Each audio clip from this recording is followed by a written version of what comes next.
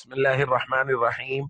عن عائشة رضي الله تعالى عنها قالت قال رسول الله صلى الله تعالى عليه وسلم 10 من الفطرة قص الشارب وقص الأظفار الحديث رواه النسائی۔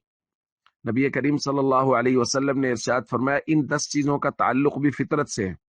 قص الشارب مونچھوں کا کاٹنا، قص الاظفار ناخنوں کا کاٹنا، غسل البراجم ہاتھ پاؤں کے پوروں کا دھونا، اعفاء اللحیہ داڑھی کا بڑھانا، والسواک مسواک کرنا، والاستنشاق ناک کا پانی سے دھونا، نطف الابط اور بغلوں کے بال صاف کرنا، وحلق العانہ اور زیر ناف بال صاف کرنا، وانتقاص الماء اور استنجا کرنا، اور راوی کہتے ہیں 10ویں چیز ہے المضمضہ کہ منہ کو اچھی طرح کلی کر کے صاف کرنا دھونا۔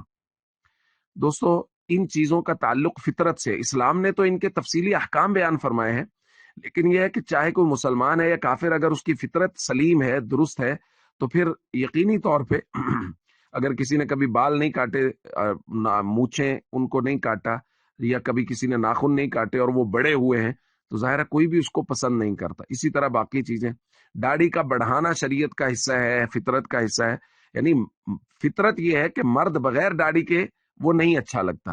اب ہماری یہاں فطرت ہی اگر خراب ہو گئی ہے تو اس سے ہم کیا کر سکتے ہیں۔ داڑھی کے موضوع پہ ہم تفصیلی بھی درس ریکارڈ کریں گے انشاءاللہ۔ اور کل ہم نے بات کی تھی مونچھوں کے متعلق۔ حضور علیہ الصلوۃ والسلام کا معمول تھا یاخذ من شاربہ، حضور علیہ الصلوۃ والسلام مونچھوں کو کاٹتے تھے اور فرماتے تھے وکان ابراہیم خلیل الرحمن یفعلہ، حضرت ابراہیم بھی مونچھوں کو کاٹتے تھے۔ اور دوسری زید ابن ارقم رضی اللہ تعالیٰ عنہ کی روایت ہے ترمذی شریف کی، حضور نے فرمایا من لم یأخذ شاربہ، جو آدمی مونچھیں نہیں کاٹتا فلیس منا، وہ ہم میں سے نہیں ہے۔ تو اس لیے مونچھوں کو بے جا بڑھانا ہمارے یہاں غیروں کو دیکھ کے یہ فیشن بنا لیے گئے ہیں۔ دوستو بحیثیت مسلمان ہمارے لیے سب سے آئیڈیل شخصیت ہمارے آقا حضرت محمد کریم صلی اللہ علیہ وسلم ہے، تو ہمیں ان کی سنتوں، ان کی مبارک طریقوں پر عمل کرنا چاہیے، نہ کہ غیروں پر، غیر مسلموں کے طریقوں پر اور ان کی شکلوں جیسی شکلیں بنانا۔ حضور علیہ الصلوۃ والسلام فرما رہے مونچھوں کو کاٹنا چاہیے، اس لیے ہم سب کو چاہیے ہم اس بات کا بہت خیال کریں۔ السلام علیکم ورحمۃ اللہ وبرکاتہ۔